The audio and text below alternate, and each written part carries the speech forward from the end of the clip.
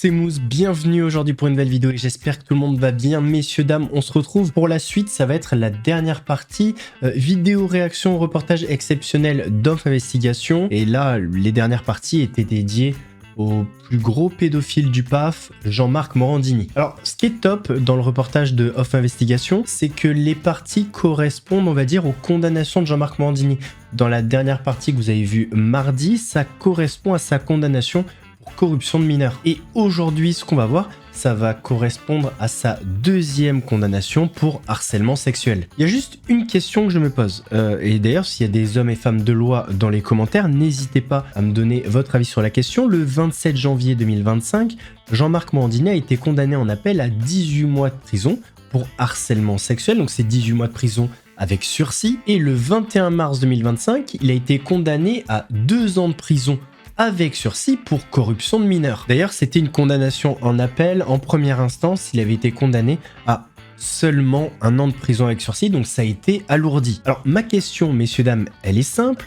Vu qu'en janvier, il a été condamné à 18 mois de prison avec sursis et qu'en mars, il a été condamné à 2 ans de prison avec sursis, est-ce qu'il n'y a pas un moment donné où les peines avec sursis se transforment en ferme? Alors, je sais que c'est pas terminé, il a fait un pourvoi en cassation, mais si au final, d'au final, eh bien les condamnations sont bien confirmées, est-ce qu'il peut y avoir de la prison ferme, même si les condamnations ne sont pas pour le même motif? J'aimerais bien avoir une réponse, donc si vous l'avez, n'hésitez pas à me le dire en commentaire. Messieurs, dames, avant de partir pour cette nouvelle vidéo, c'est le moment de soutenir la chaîne et moi-même en mettant votre plus gros pouce bleu, votre meilleur commentaire. On n'oublie pas de s'abonner et d'activer la cloche pour ne pas rater les prochaines vidéos. On fait de même sur la chaîne secondaire, la chaîne Laurent Delamousse, où vous avez des vidéos actualités quasi quotidiennes. On me rejoint sur Instagram, sur TikTok, sur Twitch, pour ne pas rater les lives du dimanche soir à 21h30. On va chercher à boire en mangeant, on se met à l'aise, et moi je m'occupe du reste. Alors, je vous ai dit à manger, vous savez qu'avec Jean-Marc Morandini, c'est souvent très dégueulasse. N'hésitez pas à prendre un petit sachet si vous avez envie de vomir. Et bon appétit bien sûr. D'ailleurs, avant de partir, je vous en avais déjà parlé, mais le 7 décembre, Off Investigation sort un numéro spécial sur Cyril Hanouna, bande d'annonces. Un smack. Depuis le départ, j'étais manipulée. Je vais lui faire toucher une partie de mon corps, elle doit trouver ce que c'est. Sur le plateau de Cyril Hanouna, il est possible de commettre des infractions pénales en toute impunité contre les femmes. Irremplaçable.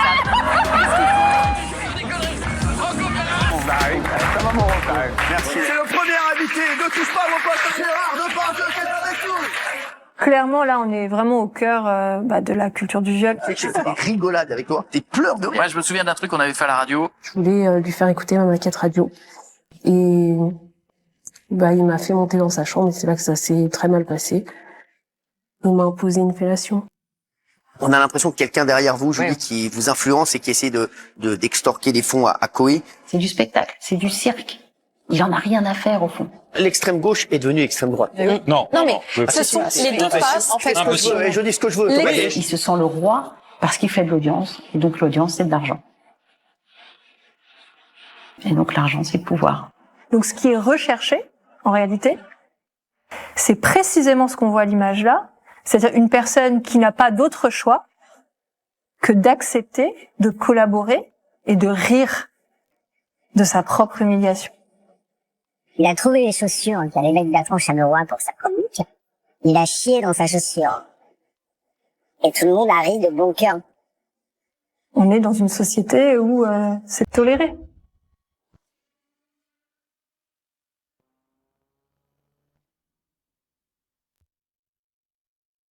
Allez, on part pour la suite et la dernière partie. Cette dernière partie s'appelle « Un harceleur protégé par Vincent Bolloré ». D'ailleurs, on peut dire ce qu'on veut, mais le titre est incontestable. Aujourd'hui, si Jean-Marc Morandini peut encore faire de la télé, c'est grâce à Vincent Bolloré. Sinon, ça serait terminé pour lui. Là, j'ai un statut de vache sacrée, un statut d'intouchable.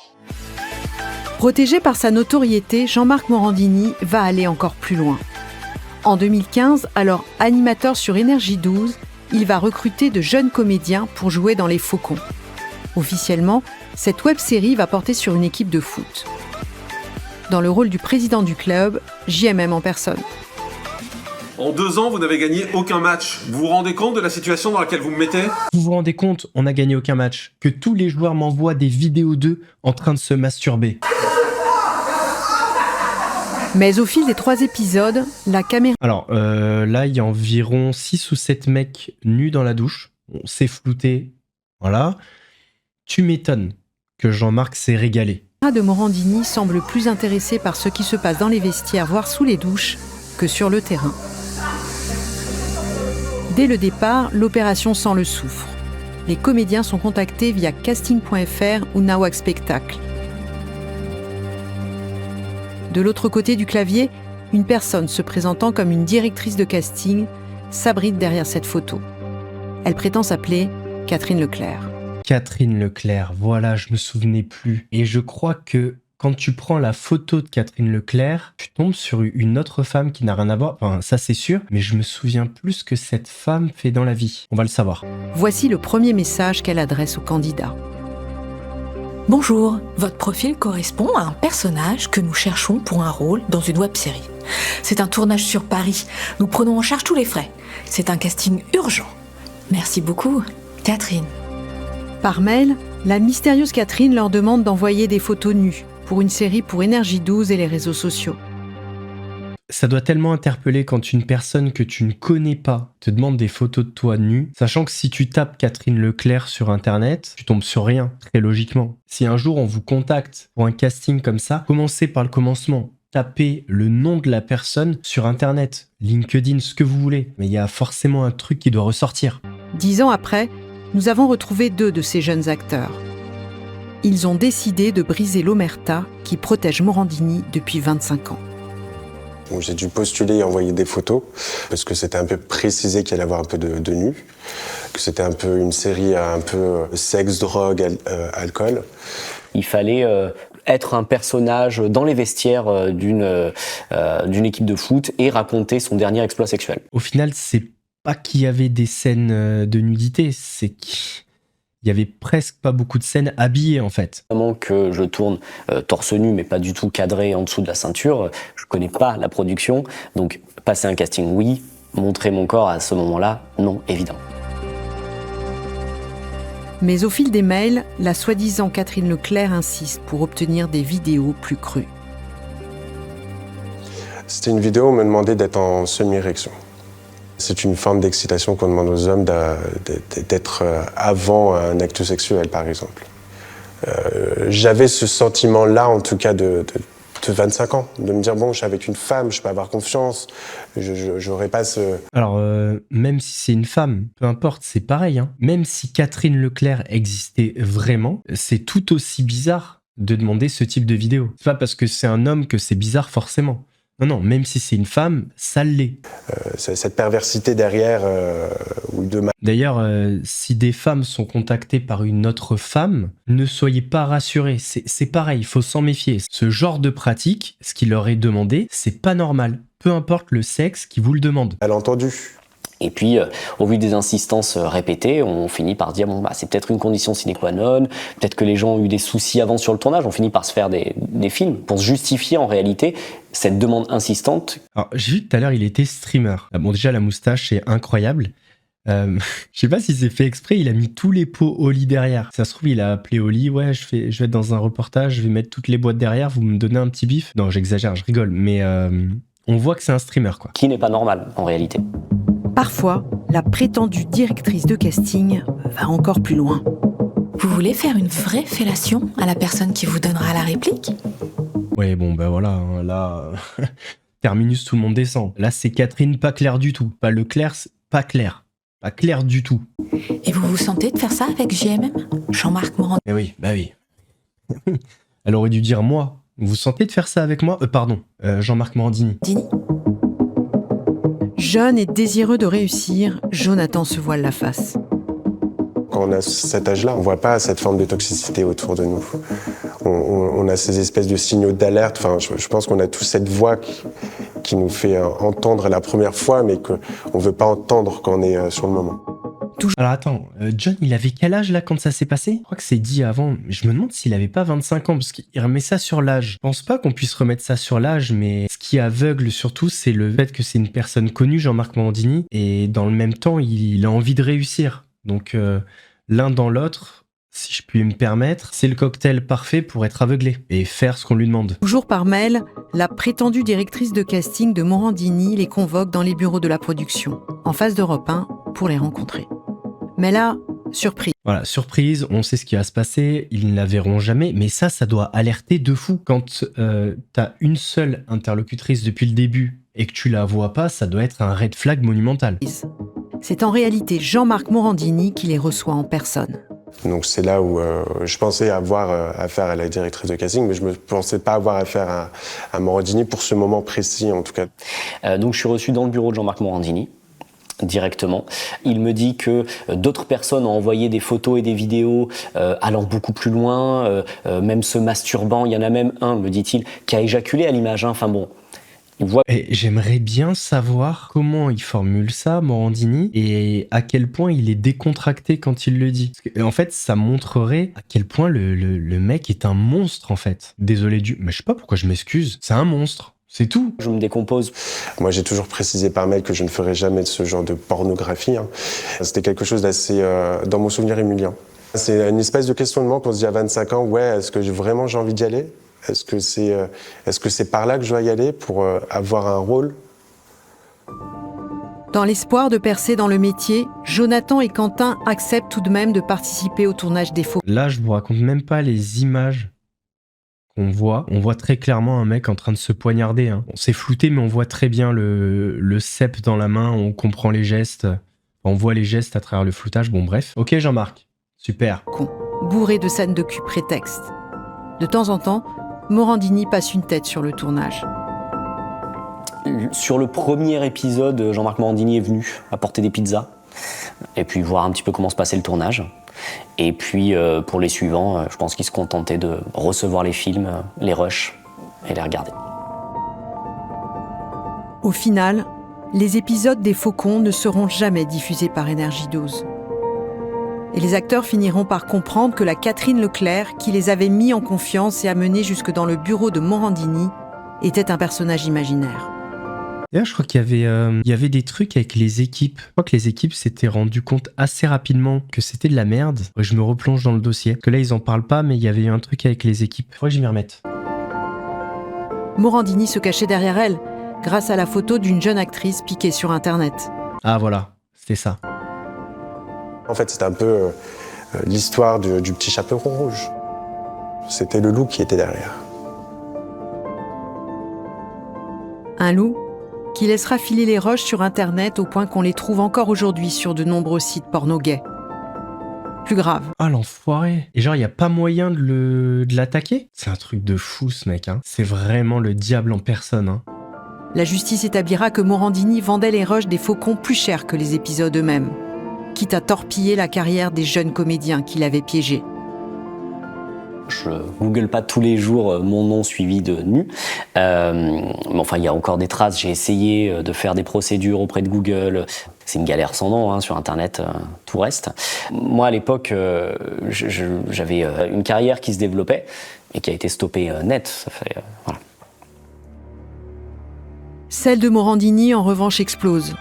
C'est ça qui est terrible, et c'est des hommes qui vont être traumatisés à vie. On a un petit peu de chance dans ce malheur, c'est qu'ils sont, on va dire, quand même solides. Ça aurait très bien pu mal finir pour certains d'entre eux s'ils étaient beaucoup plus fragiles que ce qu'ils ont été. On aurait pu arriver sur des situations de jeunes hommes qui auraient voulu mettre fin à leur jour. Ça, c'était une éventualité. Heureusement, ce n'est pas arrivé, et dans le même temps, on a un Jean-Marc Morandini qui s'en fout d'avoir brisé des vies et des carrières, et qui a pris, lui, un ascenseur direction les sommets.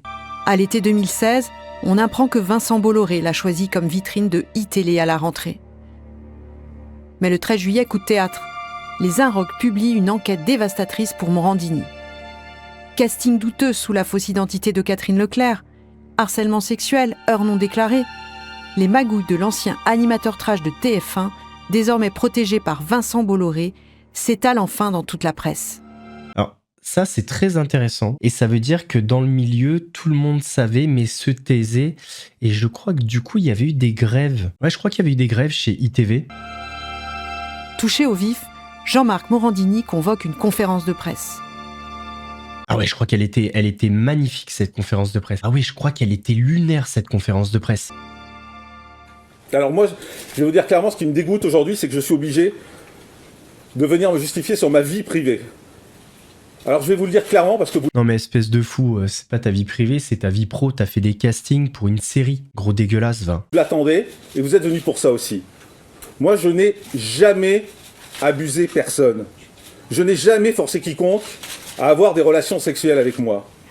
Et je vous le dis clairement puisque vous l'attendez et parce que c'est sous-entendu dans ces papiers dégueulasses.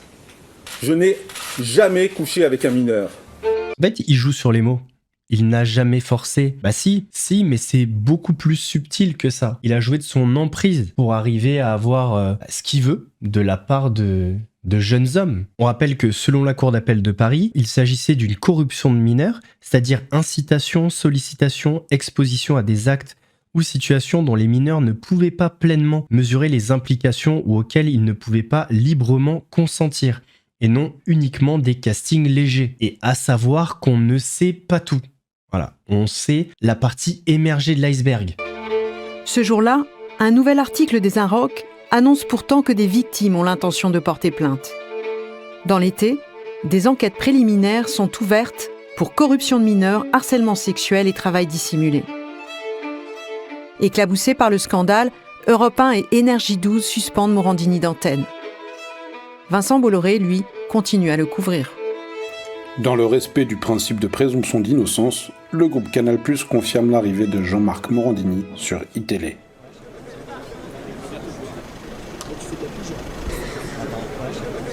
La veille de son arrivée sur iTélé, une centaine de journalistes de la chaîne se mettent en grève. Normal, cœur sur eux. Mais le 17 octobre 2016, malgré toutes ces casseroles, il lance Morandini Live. Bonjour et bienvenue, très heureux de vous retrouver sur iTélé pour Morandini Live, c'est votre nouveau rendez-vous média. Il faudra attendre 6 années pour que la justice traite enfin les plaintes des victimes.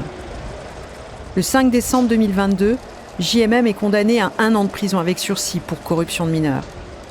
Et le 29 août 2023, à 6 mois de prison avec sursis pour harcèlement sexuel et sa société a une amende pour travail dissimulé. Alors, il fera appel des 2 condamnations. Corruption de mineurs, ça va passer à 2 ans avec sursis. Et les 6 mois pour harcèlement sexuel vont passer à 18 mois. Donc les 2 peines ont été alourdies. 7 septembre, bonjour et bienvenue en direct. Nous sommes Sous prétexte qu'il fait appel, iTélé, devenu CNews, le maintient à l'antenne, se disant attaché au respect de la présomption d'innocence. Et là, quid des condamnations en janvier et mars 2025 qui sont venues confirmer les condamnations en appel. Là, par contre, il est toujours à l'antenne. Et en plus de ça, il a intégré les bureaux de CNews. Donc, c'est encore une étape au-dessus. Alors qu'il ne peut pas travailler avec des mineurs. C'est quand même fou. Signe que Vincent Bolloré protège toujours Morandini malgré ses condamnations. En juillet 2024, l'animateur remercie son célèbre actionnaire à l'antenne de CNews. Si nous sommes aussi libres sur cette chaîne, c'est grâce à lui, c'est grâce à Vincent Bolloré. Et si tous ceux qui nous critiquent avaient un jour 1/10 de cette liberté dans leur rédaction, On te baise. Voilà. C'est pas qu'on te critique, c'est qu'on te baise en fait. Alors on prend ta tête, on la met au-dessus de notre derrière là, et on chie en spray dans ta face de con là. on prendrait le plaisir et l'honneur de travailler pour quelqu'un comme lui.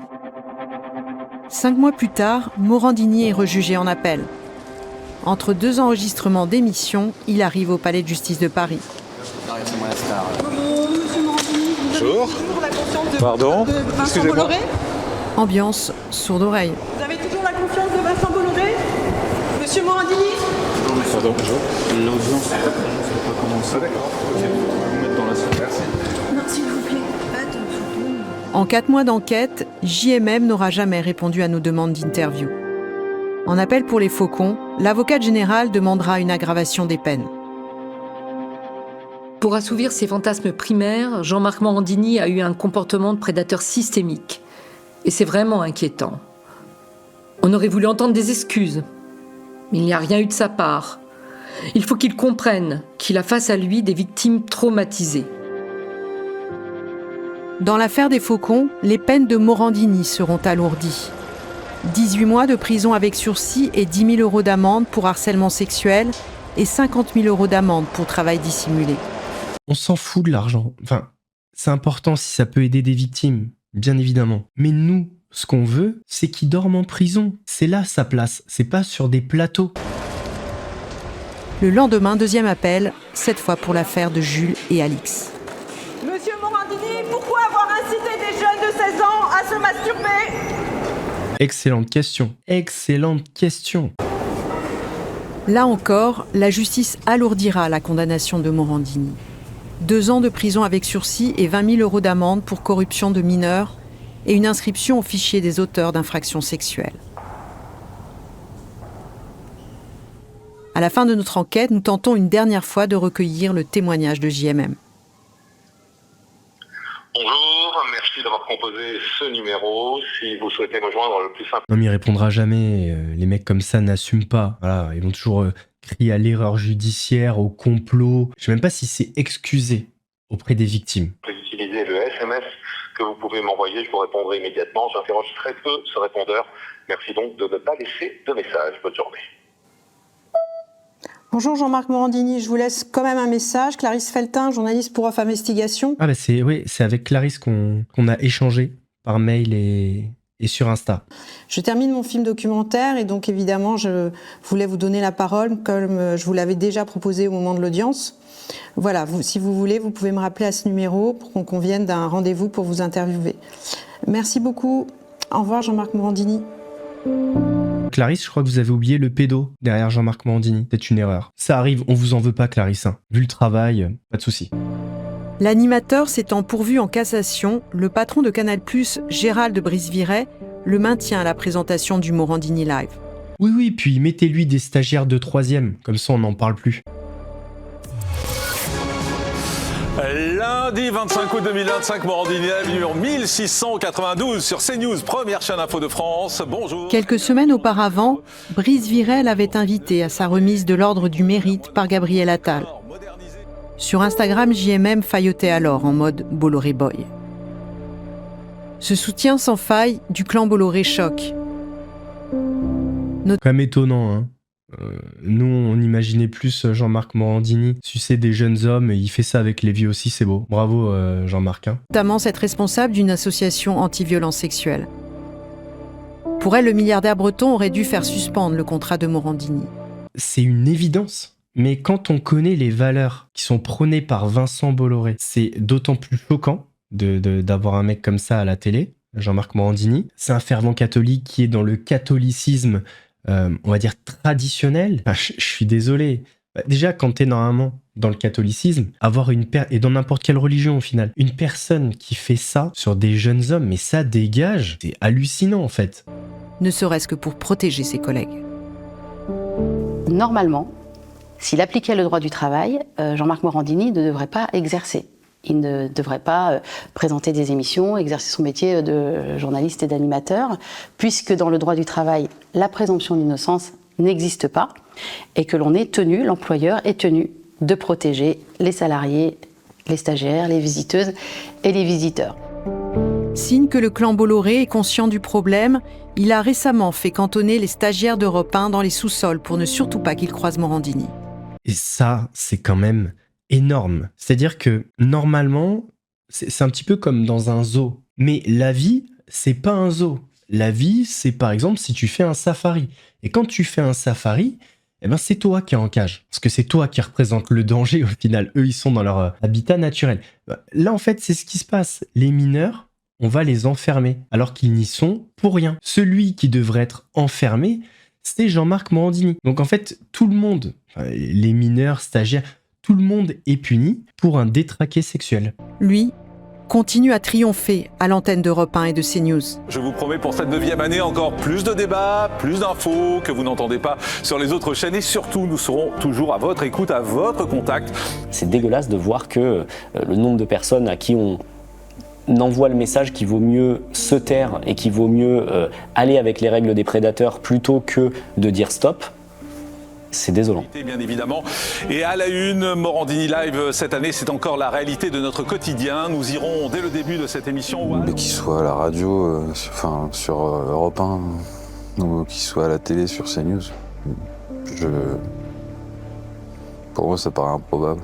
Voilà, allez, je vous présente mes invités qui vont m'accompagner. C'est un problème qui prend racine à plusieurs niveaux. Il y a la justice qui est pas du tout assez sévère avec ce type de personnage, même si elle a alourdi les peines. Mais il y a aussi la Il y a la chaîne, Vincent Bolloré, tout ça, qui continue à lui donner sa confiance. Et il y a toutes ces personnes qui vont travailler avec Jean-Marc Morandini en omettant tout ce qu'il a fait. Donc en fait, moi, la question que je me pose, c'est quelle valeur portent en elles ces personnes-là, les personnes qui sont autour de la table, les Pascal Praud et compagnie qui passent l'antenne à Jean-Marc Morandini, le rencontrent sûrement dans les couloirs, discute avec lui et rigole.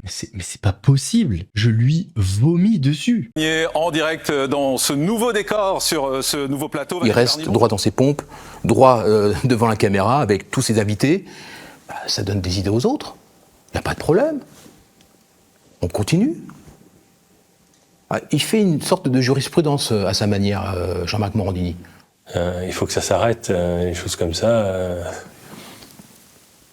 Je ne souhaite à personne, à aucun enfant dans le monde, de vivre. Ça, c'est le neveu de Gérard Louvain, je dis pas de bêtises. Vivre ce que j'ai vécu. Aucun, vous m'entendez? Vous pouvez parler. Il faut parler.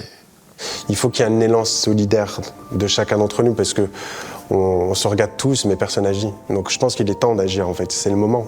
C'est ce qui est le plus compliqué, de convaincre les autres d'arrêter de faire les autruches, non mais moi j'ai pas envie de parler de ça, mais moi j'ai pas envie de voir ça, si t'es concerné, sinon t'es complice. Si tu sais que tu dis rien, t'es complice. C'est très vrai, c'est très vrai. Et dans cette affaire Jean-Marc Morandini, il y a énormément de complices. Il y a des gens qui feront l'autruche, qui disent « Ouais, mais t'avais vite fait, j'étais pas sûr. » Non, il faut faire face à ses responsabilités. Si vous voyez, si vous êtes témoin, si vous savez parler.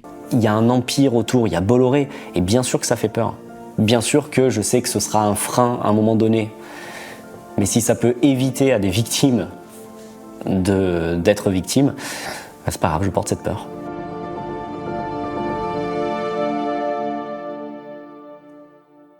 Merci d'avoir visionné ce documentaire.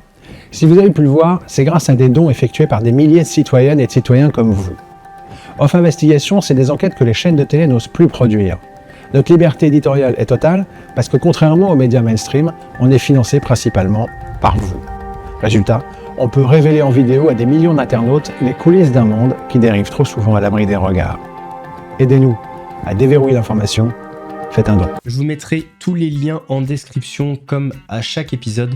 Soit vous faites un don, soit vous vous abonnez à la chaîne Off Investigation. De toute façon, je vous mettrai tous les liens. Alors, chose très importante, j'ai beaucoup aimé la fin du reportage. C'est vrai qu'il faut casser cette omerta. Si un jour ça vous arrive, n'ayez pas honte. Vous êtes victime, il faut absolument parler, que ce soit pour vous, pour mettre hors d'état de nuire ces monstres, et pour protéger de futures éventuelles victimes. Il y a des spécialistes qui peuvent vous aider, il y a des associations, il y a des médias. N'hésitez pas, vraiment parlez. Même moi, à mon petit niveau, si un jour vous vous retrouvez dans ce genre de situation, n'hésitez pas à me contacter. Voilà, je ferai mon maximum pour vous diriger vers les bonnes personnes. Après, si on peut prendre le sujet, pourquoi pas, si ça peut vous aider, faire avancer un combat et éviter d'autres victimes, alors je le ferai volontiers. Messieurs, dames, merci d'avoir regardé cette vidéo, j'espère qu'elle vous a plu. Si c'est le cas, votre plus gros pouce bleu, votre meilleur commentaire, n'oubliez pas de s'abonner et d'activer la cloche pour ne pas rater les prochaines vidéos. On fait de même sur la chaîne secondaire, la chaîne Laurent Delamousse, où vous avez des vidéos actualités quasi quotidiennes. On me rejoint sur Instagram, sur TikTok, sur Twitch pour ne pas rater les lives du dimanche soir à 21h30. On n'oublie pas d'aller soutenir la chaîne Off Investigation. On se retrouvera vers le 7 décembre pour regarder leur reportage sur Cyril Hanouna. Je pense qu'il va être incroyable. Nous, on se donne rendez-vous mardi pour une nouvelle vidéo. En attendant, prenez soin de vous. Mousse vous salue.